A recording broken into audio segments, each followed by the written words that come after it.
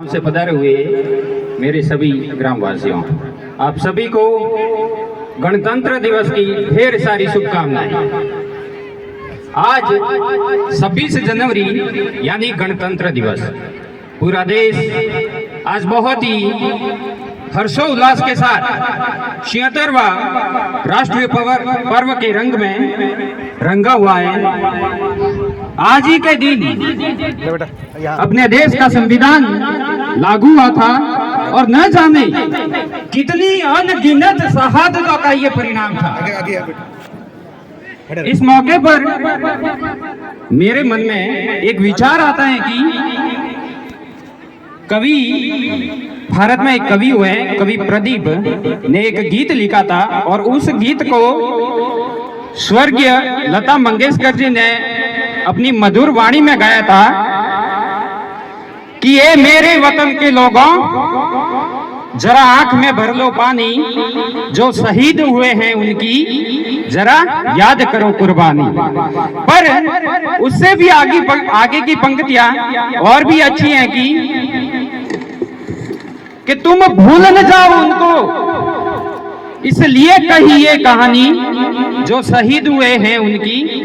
जरा याद करो कुर्बानी। ये दिन उन महान विभूतियों को याद करने का दिन है, उन महान वीर सैनिकों को जो आज भी अपनी रक्षा के लिए, देश की रक्षा के लिए सरहद को संभाले बैठे हैं। उनके बलिदान को, उनके देश प्रेम को, उनकी देशभक्ति को समझने का ये दिन है। साथियों,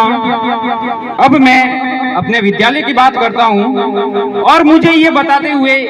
बहुत खुशी है कि जिस विद्यालय में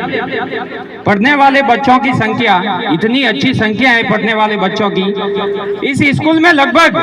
650 के आसपास विद्यार्थी हैं। और सबसे बड़ी बात, उसमें से भी लड़कों से ज्यादा लड़कियों की संख्या है। और साथियों, यदि मैं मेरे गांव की बात बताऊं तो वहां जितने पूरे स्कूल में विद्यार्थी हैं उतने यहाँ एक क्लास में विद्यार्थी हैं। यह सब आपका शिक्षा के प्रति समर्पण, दूरदर्शिता और जागरूकता को दर्शाता है कि जो वर्तमान समय में हर एक बच्चे के लिए बहुत जरूरी है। साथियों, साथ ही मुझे ये कहते हुए कहीं न कहीं दुख हो रहा है कि जो गांव, ध्यान से सुनना, कि जो गांव इतना संपन्न हो, जो गांव सभी भौतिक सुख सुविधाओं से युक्त हो, जो गांव धनवान हो, बलवान हो, जिस गांव का विद्यालय भवन कई दशकों पुराना हो, जिस गांव में कई वर्षों पहले शिक्षा की अलग जगह हो, जहां पिता भी पढ़ा, बेटा भी पढ़ा और उसके बेटे भी पढ़ रहे हैं, वह भवन आज पूरी तरह जर्जरता लिए खड़ा है। बारिश के समय पूरा भवन टपक रहा है, न बच्चों के पीने के लिए मीठा पानी है, न टीन शेड है, न मंच है। और मुझे ये कहते हुए बहुत ही शर्मिंदगी है और कहना पड़ रहा है कि इतनी अच्छी संख्या में इस विद्यालय में पढ़ने वाले बच्चियों की संख्या है और उनके लिए एक अच्छे शौचालय की व्यवस्था नहीं है। तब मैंने सोचा कि ये जो निर्जीव भवन खड़ा है,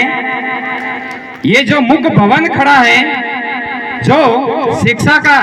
विद्या का मंदिर है, और वो स्वयं तो बोल